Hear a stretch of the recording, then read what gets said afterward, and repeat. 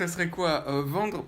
Vendre la formation qui va permettre de décrocher des formations. Quoi. Donc, oui, non, la vente, de pas de décrocher des formations, mais d'avoir l'œil et d'avoir l'esprit aiguisé pour trouver des formations qui créent vraiment de la valeur et qui apportent de la valeur et surtout de réellement appréhender et d'appliquer ces formations d'une manière, d'une manière de manière à exécuter, à passer à l'action et à ne pas rester dans le divertissement. Ça n'a aucun sens puisque si le mec il achète des formations sur faire du dropshipping, l'autre après c'est je sais pas moi devenir riche en étant gigolo, etc. Bon, mais non, mais ça serait de faire toi-même des formations, mais de dire écoutez, je suis super honnête, moi je suis sobre, je veux pas vous vendre du rêve, voilà. Je propose ça, nanana. En fait, tu as déjà un blogueur qui a fait ça s'appelle Thierry Casasnovas. Même si il est chrétien, machin, il vend du rêve d'une autre manière. Mais d'un point de vue matérialiste, le gars, quand il a commencé à bloguer, il avait plus de dents, il faisait 30 kilos. Et en fait, rien qu'en voyant son amélioration de son état de santé, les gens, ouais, ça a vendu. Mais c'est vrai que c'est aussi d'autres sidéens et d'autres cancéreux qui ont sans doute été le corps de son audience. Mais après, c'est juste des meufs qui ont 3 boutons sur la gueule aujourd'hui et qui veulent l'enlever, quoi, tu vois. Et donc, mais la base, c'est qu'il a jamais, le gars n'a fait l'approche inverse. Il est pas venu avec les bagnoles, il est venu justement en foutant les boules, quoi, tu vois. Il faisait vraiment peur sur ses premières vidéos. Donc, comme quoi, tu vois, il n'y a pas un seul chemin vers la création de ton audience et de ta niche. En fait, tu dois te trouver, en fait. C'est quasiment par rapport à toi que tu dois t'orienter et tu dois essayer de régler un problème qu'ont les autres, mais c'est souvent un problème que tu as eu toi-même, en fait. Et c'est vraiment la base de création de toute idée d'entreprise, quoi, en fait. Et je crois que, effectivement, moi, je vais peut-être pas m'orienter sur un truc de rêve, mais je vais vendre un autre lifestyle, mon lifestyle. Et en fait, tu trouves des gens qui te correspondent, c'est tout. Et qui sont juste un peu moins avancés que toi. C'est tout. Enfin, je verrais ça comme ça. Et que après, oui, il faut absolument vendre du rêve, nanana. Ce qui est intéressant, c'est de montrer ton évolution aussi. C'est de montrer, voilà, moi, il y a 5-6 ans, j'avais pas d'appart avant de m'intéresser au développement personnel. J'étais au chômage. Bah, j'ai acheté un appart, puis une deuxième maison avec un prêt. Je raconte mon parcours. Monter le rêve, hein, bah non, là ça serait pas du rêve parce que je vais raconter toutes les galères que j'ai eues avec ma maison, comment c'était pourri, que j'ai passé des périodes de dépression où je voulais me suicider, que j'ai eu des meufs avec des relations toxiques, que maintenant je comprends à peu près les meufs qui ont l'air cohérentes et qui ont l'air bonnes pour moi. Et donc tout mon parcours de vie en fait a une valeur et peut être simplement en étant partagé. Il y a une formation en soi, enfin si c'est structuré, faut structurer c'est après. marrant, en tout cas. Ouais, bah c'est intéressant je pense. Et je pense qu'il y a plein de gens qui peuvent se reconnaître dans mon profil, parce que bah, j'ai un profil oui de petit bourgeois quand même qui était protégé, mais très gaucher, gaucher, oui c'est le cas, c'est pas mal gauchiste, gaucher. Et aussi très très embrigadé par le système sans rentrer dans la politique, dire que le chômage c'est la plantation, machin bidule, simplement dire voilà, finalement est-ce que vous êtes vraiment heureux au chômage? Si vous aviez une autre solution, un moyen d'avoir des thunes sans devoir aller pointer, enfin il faut plus pointer, mais faire amende honorable tout le temps là, et vous soumettre à ce système qui finalement vous infantilise et qui fait vivre d'autres gens au-dessus de vous, qui crée pas de valeur là pour le coup. Et donc exactement. Et donc là, il y a quelque chose. Et je devrais peut-être pas développer ça parce que là, ouais, je peux m'attirer des problèmes. Simplement dire, voilà, ça c'est mon expérience. Et voilà, si vous voulez peut-être faire la même chose, peut-être ça peut marcher sur vous si vous collez certains concepts que j'ai tirés de mon expérience. Mais quelque part, comprendre le système de l'argent. Parce que quand tu dis, ouais, il vaut mieux grossir le truc, dire que vous allez avoir la Ferrari, la Gonzesse et la villa à Miami. Ça, c'est ce que les gros youtubeurs font, mais moi je le ferai pas parce que déjà j'ai pas la villa et la gonzesse à Miami pour le moment, donc je vais pas la montrer. Mais quand je l'aurai, je le montrerai. En fait, moi je serais plus comme ça, tu vois. Ouais. Et si j'en ai envie, tu vois, parce que même si j'ai 10 millions d'euros, je suis pas sûr que je prendrais la villa. Enfin, ouais, la Ferrari. Enfin, non, je prendrais une caisse, caisse de collection. Mais bon, ça revient au même. C'est un peu louche parce que. Le mec qui a la Ferrari et la villa, c'est quoi? C'est de l'exhibitionnisme et du comment on dit? Mais non, il montre ce qu'il a obtenu grâce à ses business. Pourquoi il fait cet effort d'encore se filmer et se montrer? Mais parce qu'en fait, les mecs, ils croient pas. Comme tout est internet, t'as pas de gars que tu vois, que tu côtoies vraiment, et tu vois, ah, il rentre dans un château. Ah, il ressort avec une Ferrari, du Porsche. Ah oui, il est avec des meufs tout le temps très belles. Parce que. Non, mais le problème, d'accord. Parce que. Je suis en train de répondre à la question. C'est-à-dire que Internet, tu peux payer une actrice, tu peux te louer une caisse. Tu peux te louer un Airbnb pour un jour, une villa, qui fait croire que en fait tu es millionnaire. Donc en fait les mecs peuvent faker et donc T'as pas compris la question. les internautes ont peur de se faire... Pourquoi t'as encore besoin de faire des YouTube du tout? Ah parce que les mecs veulent toujours plus, tu comprends pas l'esprit du capitalisme. C'est-à-dire quand t'es millionnaire, tu veux être milliardaire, ça c'est quand même un classique. Hein. Je veux dire, ça, si t'as pas compris ça, c'est que t'as pas encore le mindset de l'entreprise. Enfin, c'est-à-dire que toi, je sais que t'aurais 1 million d'euros, voilà, tu serais pépère et voilà.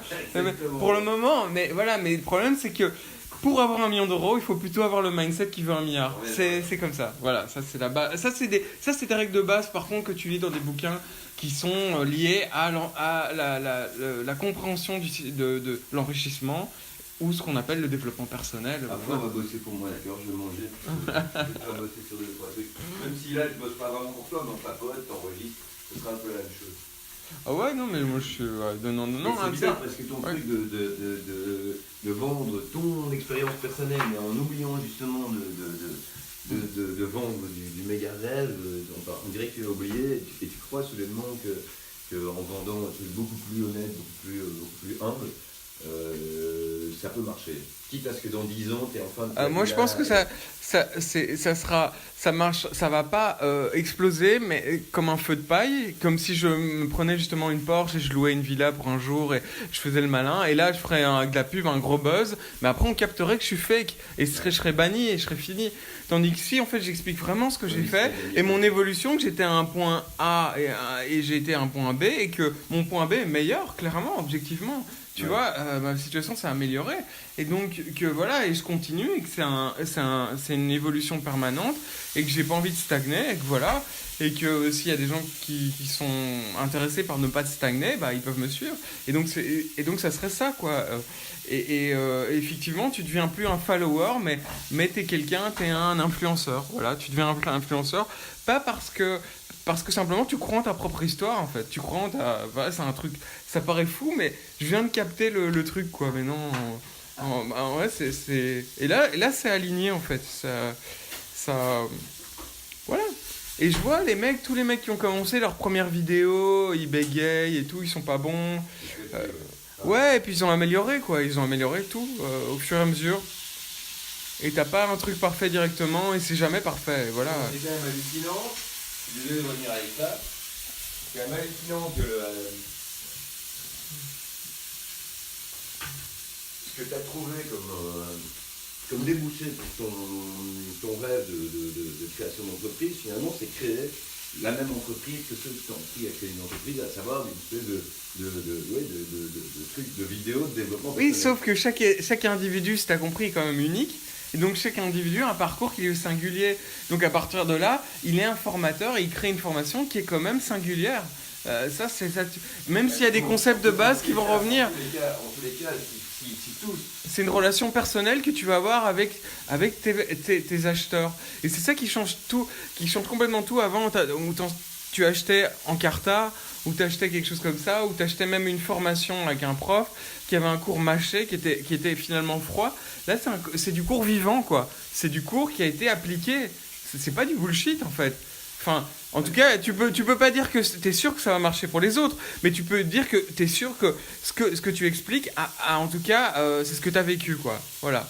D'accord, mais en attendant, ça reste toujours bizarre. Si par exemple, chaque personne qui a bénéficié de ton enseignement ou de l'enseignement de ton prof, doit lui-même devenir une espèce de prof pour le développement personnel, ça fait beaucoup de profs ça fait une explosion.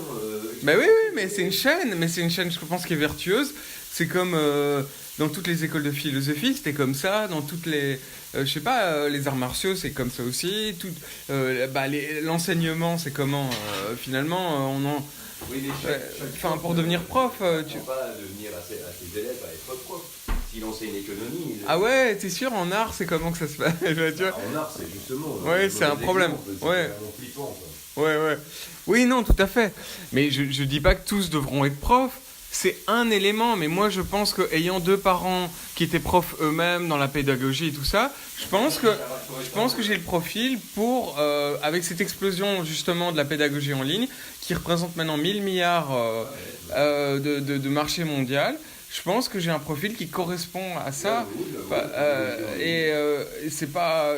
Voilà, mais c'est vrai que le teaching, ça peut être une entreprise en soi, mais c'est aussi pour faire des choses. C'est-à-dire que tu peux très bien faire des blogs et t'es pas prof du tout. Tu peux très bien faire juste du dropshipping. Tu peux très bien, en fait, faire à peu près tout ce qu'on fait dans la réalité, mais non sur Internet, quoi. Hein. Enfin, je veux dire, tu peux faire de la livraison de nourriture macrobiotique ou des massages. Ça reste quand même. Bon, là, on revient à l'alcool.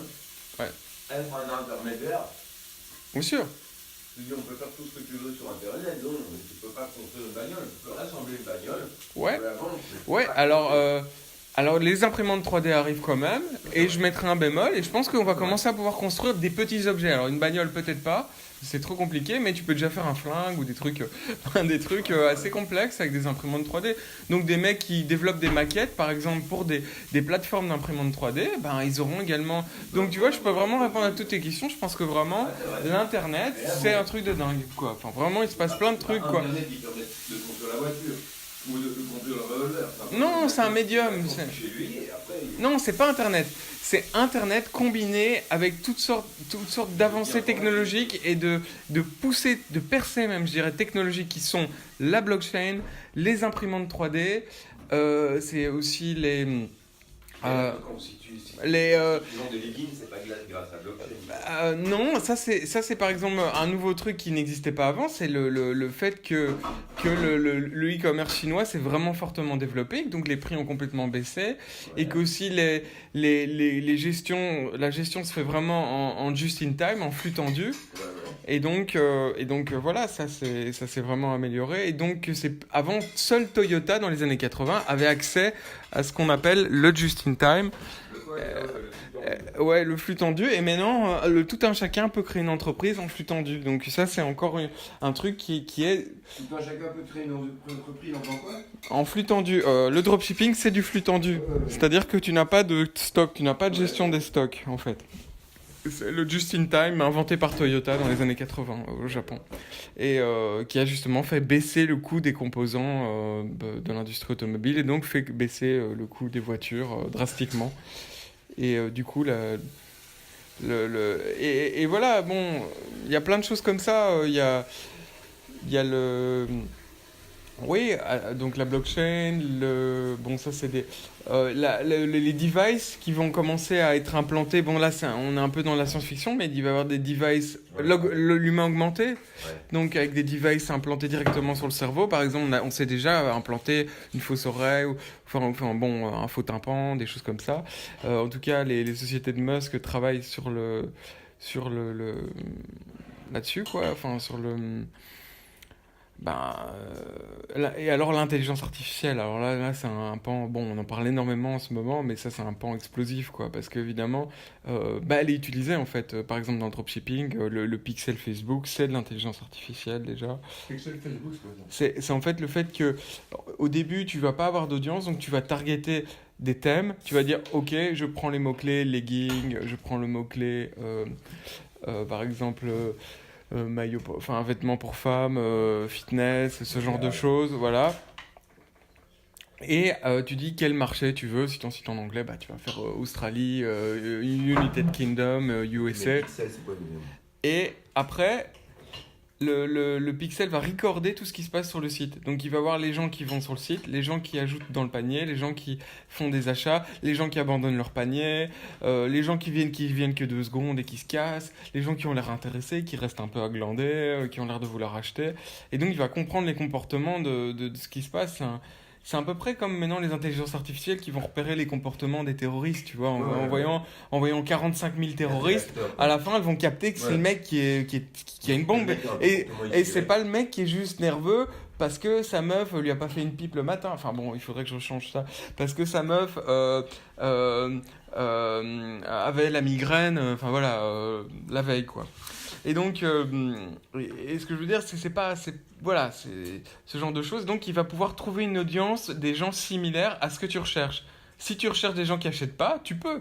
Mais là, tu vas lui dire, évidemment, sur Facebook, ben, je veux que tu trouves des gens qui font purchase. Et purchase, ça veut dire qui passent à l'achat. Ouais. Et donc, il va copier et essayer de trouver des nouveaux prospects à ça. Et bon, bah, il est meilleur, enfin, il bosse pour 4, quoi. C'est sûr. Comment ça s'appelle, le pixeling? Le pixel de Facebook, alors sur Google AdWords, ça porte un autre nom. Mais voilà, c'est des concepts comme ça. Et je pense que tout ça, en fait, c'est pas juste l'Internet. L'Internet existe depuis les années 90, donc ça fait quand même 25 ans.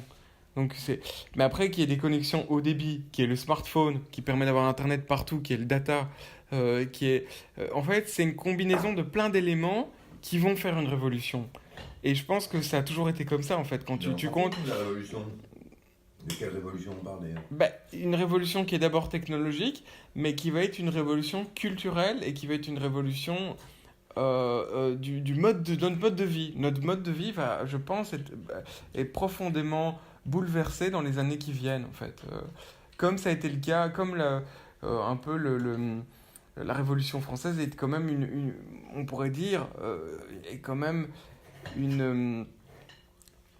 c'est une conséquence du siècle des Lumières et donc de l'invention de l'imprimerie, par exemple. Un truc comme l'invention de l'imprimerie. Sans ça, on n'aurait pas pu faire décrocher le peuple de l'Église, quoi. De l'Église. Puisque la Révolution française, c'est pas l'Église, hein, c'est quand même autre chose. C'est plutôt la franc-maçonnerie. Parce que quand les gens ont commencé à lire, ils ont pu lire les textes originaux et donc il y a eu les protestants et donc le fait qu'il y ait eu un schisme, ça a profondément affaibli l'Église. Ça, c'est une évidence. Oui, mais je vois pas en quoi il y aura une révolution. Ah ben, ce qui est jusqu'à la Révolution française, le paradigme qui contrôlait les gens, c'était le paradigme justement que toi tu définissais comme postmoderne, moi je définis comme universaliste, gauchiste, de nouvel homme, d'un homme qui serait plus religieux, qui serait interchangeable, qui n'a plus vraiment, qui n'a plus nécessairement besoin d'une culture et ce genre de choses.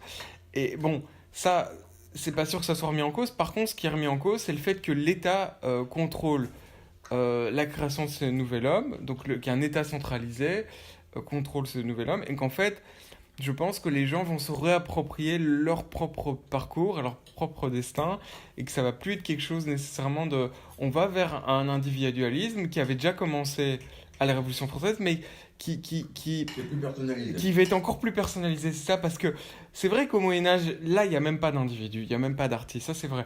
Mais par contre, à la Révolution française, il y a le début de l'individu, mais il doit quand même accepter le dogme de l'égalité, le dogme de l'État, il y a toujours l'État qui est quand même très puissant, qui a remplacé l'Église en fait, hein, il faut quand même le dire.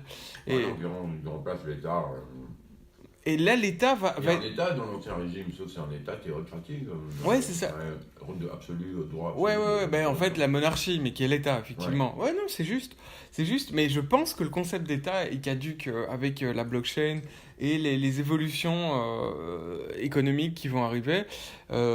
Il est trop centralisé et donc il est fragile. Je commence à comprendre. Et donc d'ailleurs la prochaine crise c'est annoncé financière. On sait très bien que ça sera plus les dettes des ménages américains sur l'immobilier. On sait très bien que ça sera pas les sociétés du Nasdaq. Elles iront très bien. Ça sera plus comme en 2000. Ça sera plus comme en 2008. Ça va être un problème de dette souveraine des États. On le sait depuis 10 ans et ça va arriver.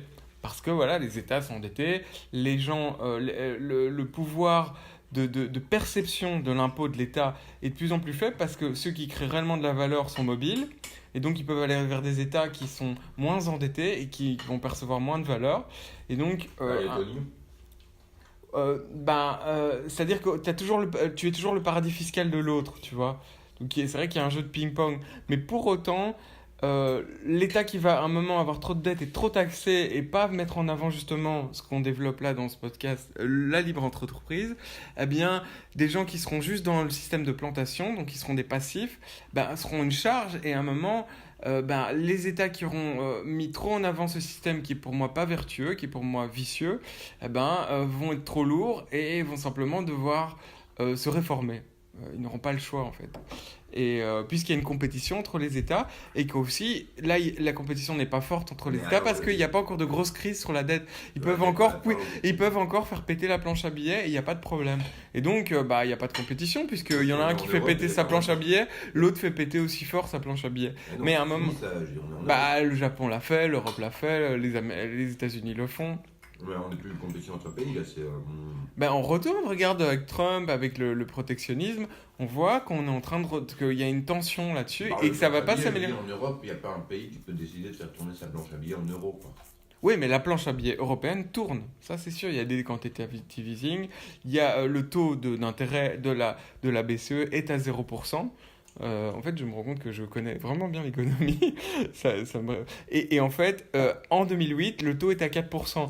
Donc, qu'est-ce qui se passe? C'était qu'en fait, on a pu relancer l'économie. Et donc, ça a été une sorte de parachute de secours. C'est-à-dire qu'on avait un parachute qui était l'économie classique, voilà, qui est un taux à 4%. Il y a un problème de produits dérivés toxiques, donc des produits financiers qui sont les subprimes. Les banques sont en faillite. Qu'est-ce qu'on fait? On fait tourner la planche à billets. Enfin, c'est pas tourner, on baisse les taux et donc ça rend plus d'argent disponible pour les banques qui peuvent refaire aller ce qu'on appelle le leverage. En fait, quand tu donnes 1 euro à une banque, elle peut avoir 100 euros. Et donc, à partir de là, ça c'est bien, mais là on est à 0%, donc qu'est-ce qu'ils vont faire? Ils vont devoir faire un taux négatif, c'est-à-dire que dès que tu laisseras de l'argent en banque, tu vas devoir perdre, on va te le prendre. Mais ça va devenir compliqué, ça va vraiment faire perdre la confiance dans les banques, donc ils vont pas pouvoir vraiment le faire, ils vont devoir taxer les déposants, enfin, s'il y a une perte de confiance dans le système, on va vraiment... C'est la même chose que... Ouais, c'est à peu près la même chose. On va vraiment avoir un problème. Donc, cette fois-ci, s'il y a un pépin, et il y a un pépin à un moment ou à un autre, il n'y a plus de parachutes de secours qui sont les taux d'intérêt puisqu'ils sont à 0. Donc ça, c'est une grosse différence. Donc voilà, donc j'invite tout le monde, vu la situation macroéconomique, à jouer sur la microéconomie et donc à se créer une myriade de blogs, une constellation et un empire de blogs et d'avoir des revenus passifs ou semi-passifs, parce que c'est pas complètement passif, par ce biais-là et d'être indépendant et de pouvoir... voyager, s'expatrier, de vivre des choses différentes. Et je pense que les gens, par exemple, qui ont des enfants, disent oui, c'est pas possible, j'ai un travail, j'ai des enfants. En fait, c'est toujours possible. C'est une question de limitation, de croyances limitantes, en fait.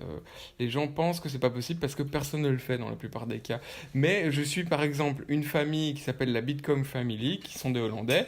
Le gars a vendu sa maison à 5 000 euros, quand il était à 5 000 euros, ou à 5 000 $. Donc maintenant il est à 6 000 $. J'espère qu'il a vendu quand c'était à 10 ou 15 ou même à 20. Je pense que ça va. En tout cas, on le voit toujours se balader un peu partout, en Thaïlande et tout. Peut-être qu'il reçoit des dons, je sais pas comment il fait. En tout cas, il a l'air de se démerder. Et ses enfants, ses 3 filles là, je sais pas, avec sa femme et tout, ils ont l'air vraiment heureux. Et ils ont l'air de s'éclater beaucoup plus que dans la Hollande grisâtre et triste. Et franchement... c'est un bon exemple. Ouais, c'est un bon exemple, quoi. Donc, même un gars avec 3 gosses, des filles, quoi. Et, bon, il va pas en Afrique. Il aurait pu faire ça sans le Bitcoin aussi. Ouais, mais le truc, c'est que en prenant le Bitcoin, il s'est intéressé aux cryptos, donc un truc qui était en développement. Donc, peut-être maintenant, il a une audience. S'il comprend le système de funnel, eh bien... Il a une audience, donc il doit devenir youtubeur. Eh bien, il a clairement une audience sur les cryptos, il peut tout à fait faire un blog sur les cryptos, le gars. Et par exemple, ne même pas vendre une formation, c'est pas obligé. Il peut très bien faire de l'affiliation pour, par exemple, une plateforme de trading ou même une plateforme de lending. Il peut faire plein de choses comme ça. Et voilà, ça c'est tout.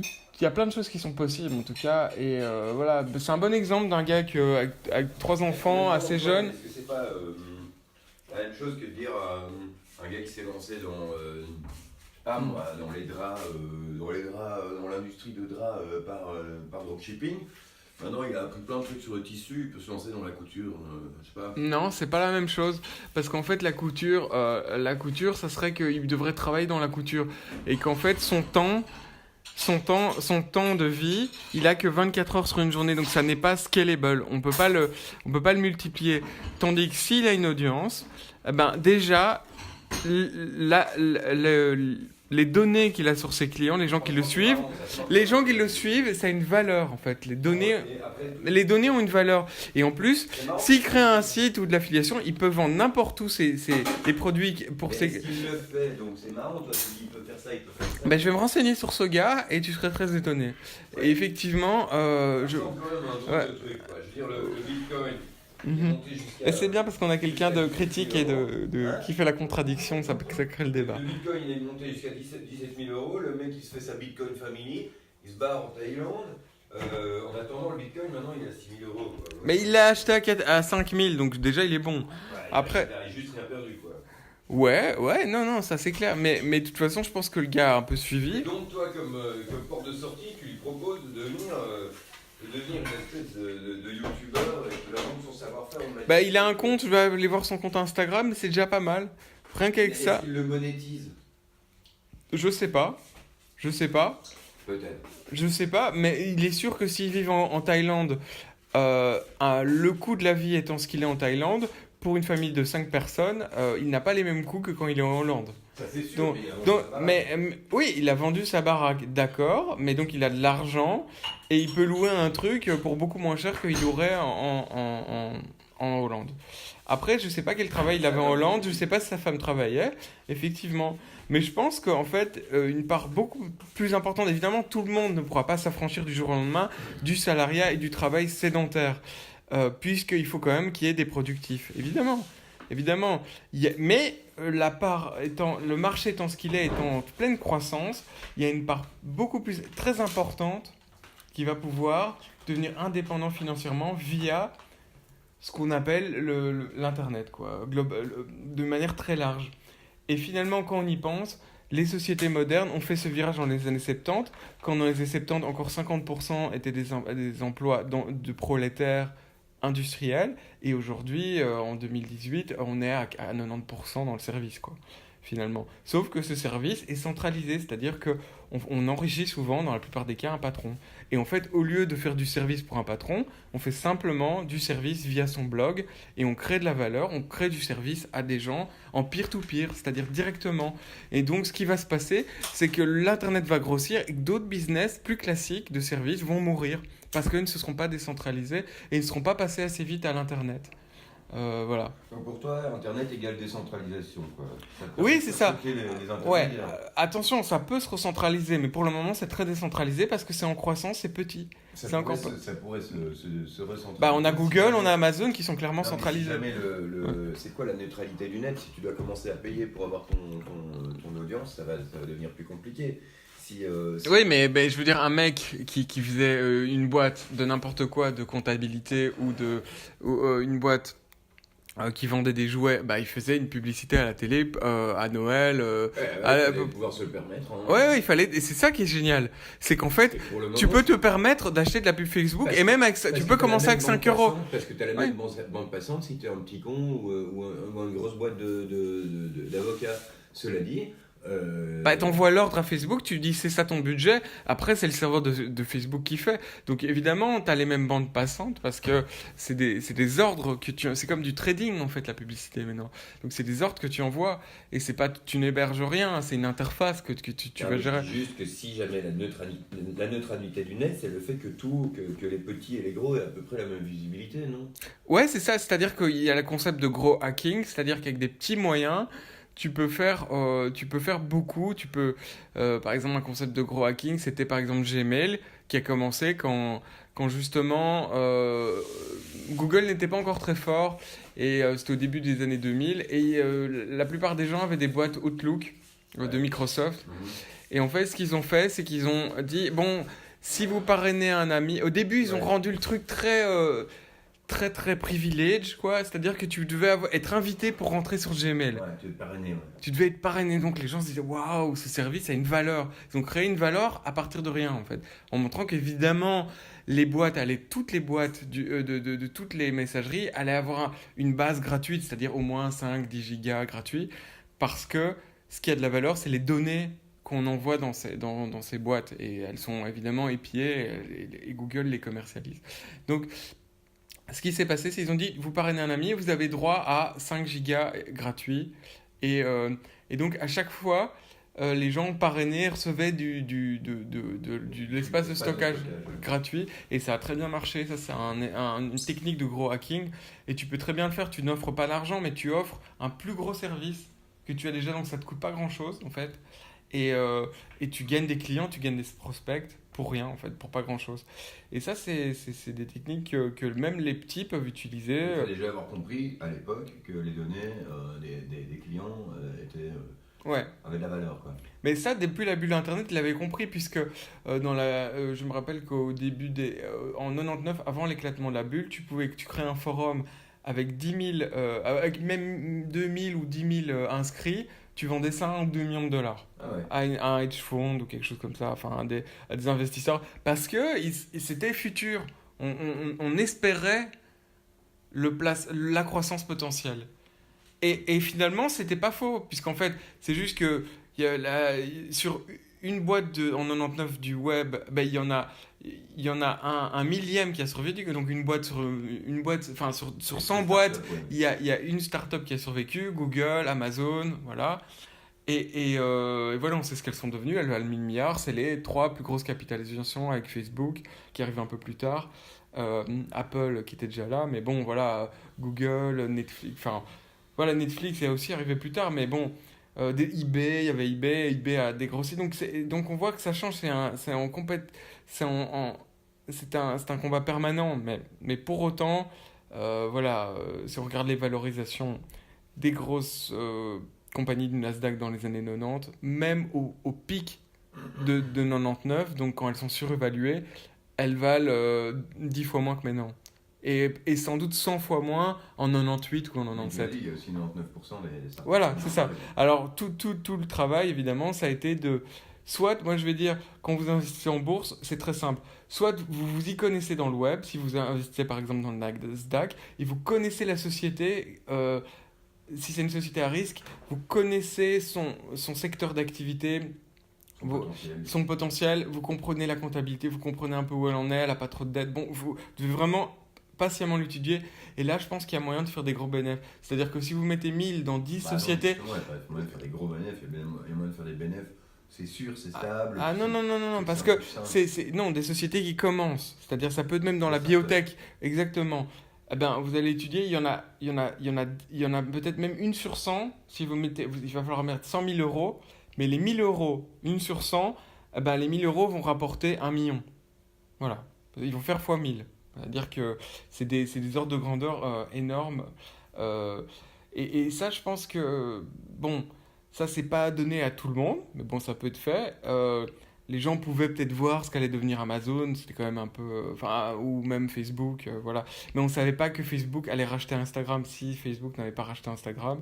Facebook, c'est maintenant un réseau social de vieux, et il n'aurait pas pu faire la valorisation qu'il a aujourd'hui. Probablement, la moitié de la valorisation de Facebook actuellement est due à Instagram et à son potentiel de publicité, en fait, de cash flow qu'il va générer.